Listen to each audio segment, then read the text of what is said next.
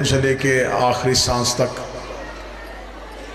ہم سر سجدے میں رکھیں تو شکر پھر بھی ادا نہیں ہو سکتا کہ حسن ہمیں علی کی ولایت عطا فرمائے۔ علی ولی اللہ رسم نہیں، علی ولی اللہ رواج نہیں، علی ولی اللہ ایک مذہب ہے۔ یہ مذہب غدیر سے رسول نے علی کی ولایت کے اعلان کے ساتھ زمانے کو بتا دیا ہے کہ علی مستحب نہیں، علی واجب ہے۔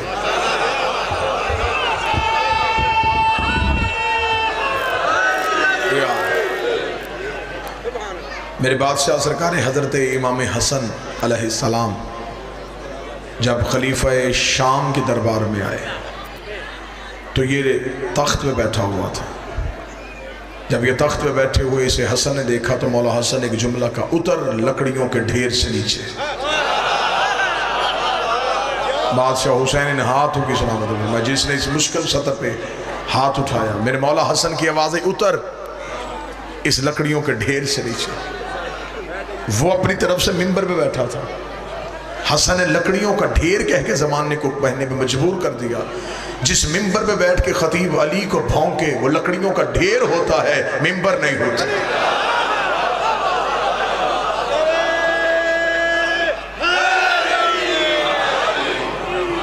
منبر وہی ہے جو غدیر میں نبی نے سجایا تھا، کیونکہ جب بھی منبر ذہن میں آئے گا تو فوراً غدیر ذہن میں آئے گی، جب غدیر ذہن میں آئے گی تو پھر علی کی ولایت ذہن میں آئے گی۔ بعض احباب کہتے ہیں کہ رسالت مآب نے ان کا پالان اتروا لیا جن کے بھاگنے کا خطرہ تھا۔ ایسی کوئی بات بھی نہیں، قطعاً نہیں، اس کو ماننے کے لیے عقل ہی تیار نہیں۔ اس کے لیے میں ایک دلیل دوں گا، میرا خیال ہے کہ آپ دلیل زیادہ بہتر سمجھیں گے۔ چھینے ہوئے مصلے پہ نماز نہیں ہوتی۔ ہائے ہائے ہائے، جو بول سکے وہ ذہن میں بسم اللہ بسم اللہ۔ غصبی مصلے پہ نماز نہیں ہوتی۔ دروس علیہ حضرات مل کے بلند آواز سے پڑھیں، اللہم صلی علی محمد۔ ماشاءاللہ سرکار، بسم اللہ سرکار۔ شہباز پاکستان جناب ذاکر منتظر مہندی صاحب تشریف لے آئے، برسر ممبر رونق افروز ہو چکے، زیارت آپ نے کر لی، میرے بعد آپ کو تفصیلی فضیلت سنائیں۔ بسم اللہ سرکار۔ غدیر کا ممبر رسول نے کسی فرار کا پلان نہیں اتارا، پلان ان کا لیا جن کے دل میں پہلے سے علی تھا۔ ہائے ہائے، پاس ہے حسینی جی، ایال مقداد کا پلان، ابو ذر کا پلان، زیفہ کا پلان، پلان ان کے لیے جن کے دل میں پہلے سے علی تھا۔ صرف من کنت مولا فہذا علی مولا کہہ کے خطبہ ختم نہیں کیا۔ 3 گھنٹے تپتے ہوئے صحرا میں رسول نے علی کی ولایت پڑھی۔ چلے میں جملہ تبدیل کر دیتا ہوں۔ غدیر میں ماحول کیا تھا؟ بانی لا الہ الا اللہ تھا، ذاکر محمد رسول اللہ تھا، موضوع علی ولی اللہ تھا، جو ہاتھ نیچے رہ گیا مجمع سارا رضی اللہ تھا، جو ابھی بھی نہیں بولا جس نے چھوڑا وہ اکیلا ہی لعنت غدیر کے۔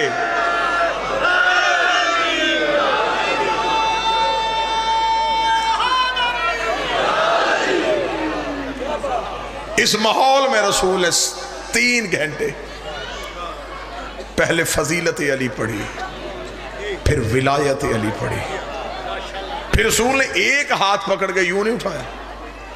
کتابیں کہتی ہیں علی کو دونوں بازوؤں سے پکڑ کے نبی نے اٹھایا۔ علی کی بغلوں کی سفیدی ظاہر ہو رہی تھی، یوں اٹھا کے پہلے سامنے والوں کو دکھایا، دائیں والوں کو دکھایا، بائیں والوں کو دکھایا، پیچھے والوں کو دکھایا۔ علی کو سامنے کیا ہوا تھا، نبی پیچھے تھے، علی نظر آ رہا تھا۔ جملہ بدلو، نبوت چھپ رہی تھی، امامت طلوع ہو رہی تھی۔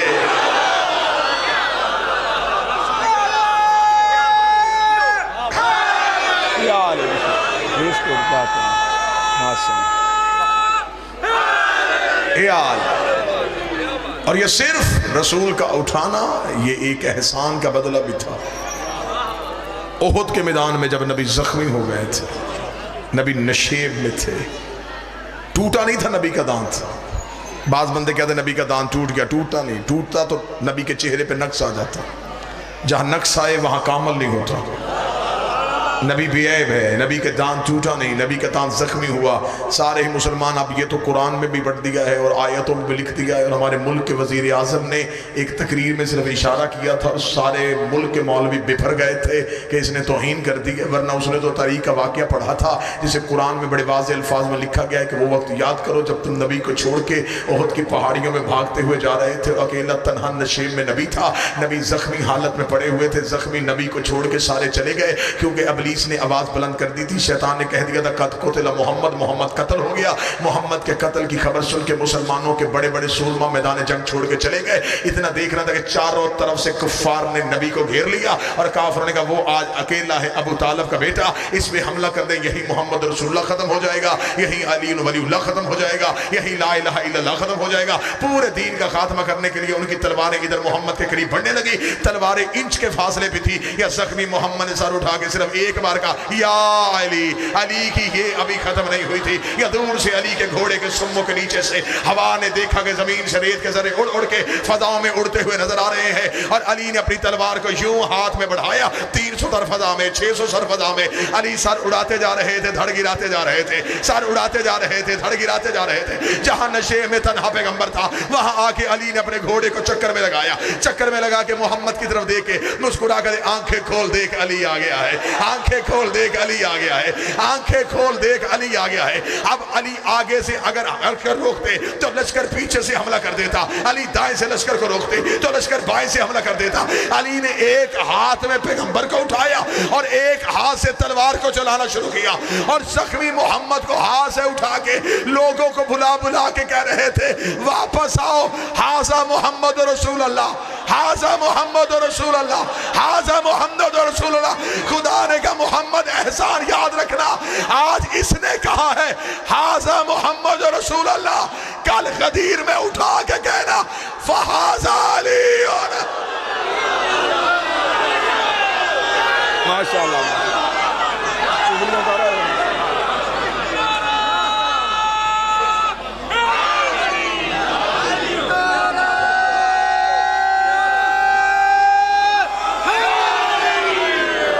یہ محمد ہے اور یہ علی ہے۔ متوجہ سے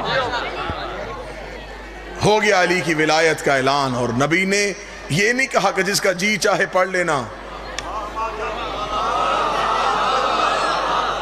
جس کا جی چاہے چھوڑ دینا، تمہاری مرضی ہے نا۔ علی کی ولایت میں کوئی مرضی نہیں۔ نبی نے کہا واجب ہے علی، جہاں میری رسالت کا اقرار کرو وہاں علی کی ولایت کا اقرار کرو۔ آج دکھ ہوتا ہے، تکلیف ہوتی ہے، جگر کٹتا ہے، شیعہ گھر میں بچہ پیدا ہو، کان میں شیعہ اذان دی جائے، ماں بچپن میں گود میں لے کے مجلسوں میں آتی رہی ہو، اور وہ بچہ چند دن کسی مولوی کے پہلو میں بیٹھ کے ہاتھ میں توضیح المسائل اٹھا کے ہم سے آ کے پوچھے کہ اس میں علی کہاں لکھا ہے۔ اور توضیح المسائل مسئلوں کی کتاب ہے، علی مسئلہ نہیں ہے۔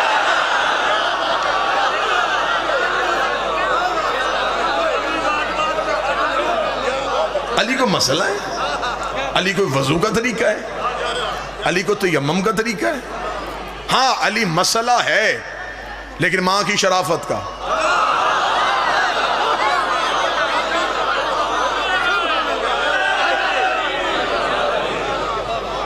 مسئلہ ہے بابا جی لیکن ماں کی شرافت کا۔ ماں اچھی ہو پھر علی پوچھا نہیں جاتا۔ غدیر میں سب کے سامنے اعلان ہوا، کتابیں اٹھا لو یا قرآن اٹھا لو، ایک نے انکار کیا، اور جس نے انکار کیا اس نے لا الہ الا اللہ کا انکار نہیں کیا، اس نے محمد رسول اللہ کا انکار نہیں کیا۔ اور اس نے جو انکار کیا تھا غدیر میں، حارث نے یہ سوچی سمجھی سازش کے تحت کیا تھا۔ یہ نہیں کہ ایک بندہ اٹھ کے کھڑا ہو کے جذباتی اس نے کہہ دیا نہیں نہیں نہیں میں نے علی کی ولایت نہیں مانی، نہیں، اس کے پیچھے ایک لمبی چوڑی سازش تھی، چند لوگوں نے اسے تیار کیا تھا۔ انہوں نے کہا دیکھ اگر علی کی ولایت واجب ہوگی تو پھر ہم کہاں جائیں گے، ایسے کر تو اٹھ، تو جا نبی کے پاس، اور تو جا کے نبی سے کہہ کہ اگر علی کی ولایت من جانب اللہ ہے تو اللہ سے کہے کہ عذاب بھیجے۔ اس نے کہا اگر آ گیا، انہوں نے کہا ہم گارنٹی دیتے ہیں نہیں آئے گا۔ اس نے کہا بھیجنا اس نے ہے، گارنٹی تم کیسے دے رہے ہو؟ انہوں نے کہا ہم اس لیے گارنٹی دیتے ہیں کہ مکہ میں ابو جہل نے کہا تھا کہ اے محمد اگر ہم کافر اتنے ہی برے ہیں تو اللہ سے کہے ہمیں ختم کر دے۔ نبی نے ابھی دعا کے ہاتھ اٹھائے تھے یا جبریل نے آ کے نبی کے ہاتھ پہ پر رکھ کے کہا وہ کہہ رہا ہے عذاب نہ مانگنا، تیرے کہنے پہ میں بھیج دوں گا، لیکن میں وہاں عذاب کیسے بھیجوں جہاں تو رہتا ہے؟ کیونکہ تو ہے رحمت، رحمت اور عذاب آپس میں متضاد ہے، جہاں تو ہو وہاں عذاب نہیں آتا۔ لہٰذا ابو جہل کے کہنے پہ اگر عذاب نہیں آیا تو تیرے مانگنے پہ کیسے آئے گا؟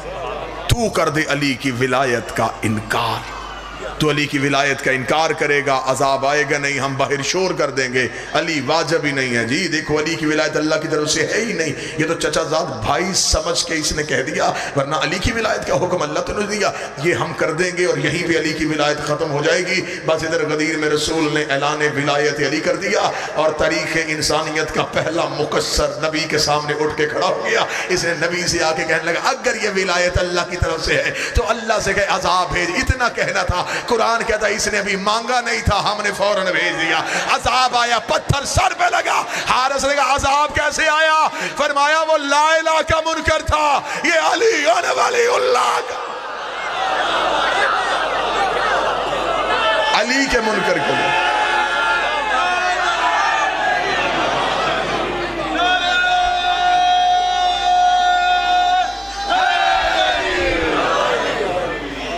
اس نے چھوڑا ہے علی کی ولایت کو، فوراً عذاب آیا، فوراً آیا، تو دو چار دن ٹھہر کے تو نہیں آیا نا، فوراً آیا۔ آیا کیا تھا؟ کہاں سے؟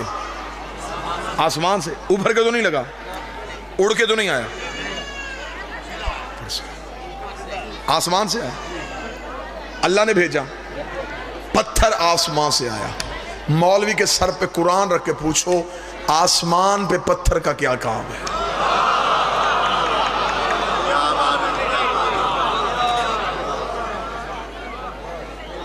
دلیل سنو اور میں سلام کروں، زندگی باقی، ملاقات باقی، انشاءاللہ اگلی مجلس پہ آئے تو پوری مجلس پڑھ دیں گے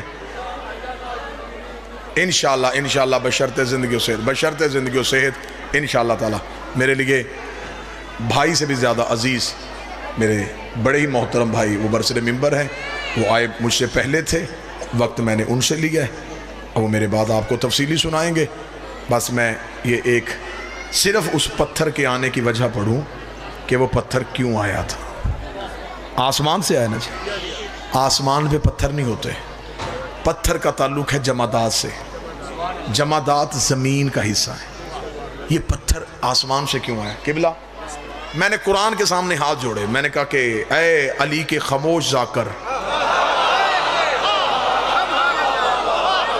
تو مجھے بتا سکتا ہے کہ یہ پتھر کہاں سے آیا؟ اتنا کہنا تھا یا قرآن کی دھیمے لہجے میں آواز آئی الم تر کیف فعل ربک باصحاب الفیل، تمہیں یاد نہیں ہم نے ہاتھی والوں کے ساتھ کیا سلوک کیا تھا جب ابرہا بڑے بڑے ہاتھی لے کے آیا تھا اور ہم نے ابابیل کی چلوج میں چھوٹے چھوٹے پتھر کے ٹکڑے دے کے ابرہا کے ہاتھیوں کے مقابلے میں خدا نے کہا تھا ایک ایک ابابیل نے ایک ایک ہاتھی کا نشانہ لیا تھا اور ایک بھی ابابیل کا نشانہ خطا نہیں ہوا۔ خدا نے کہا اس لیے خطا نہیں ہوا اس لیے کہ انہیں ہم نے بھیجا تھا، جنہیں ہم بھیجے ان میں خطا ہوتی نہیں ہے، جنہیں ہم بھیجے ان میں غلطی ہوتی نہیں ہے۔ ایک ایک ابابیل نے ایک ایک ہاتھی کا نشانہ لیا، ایک ایک ہاتھی مرتا گیا۔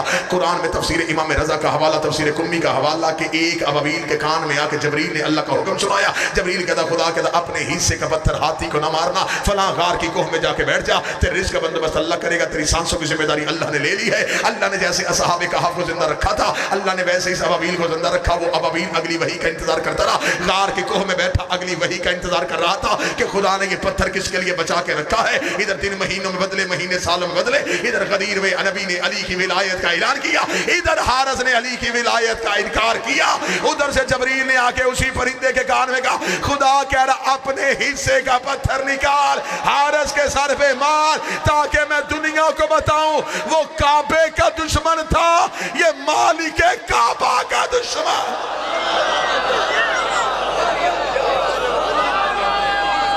بسم اللہ سے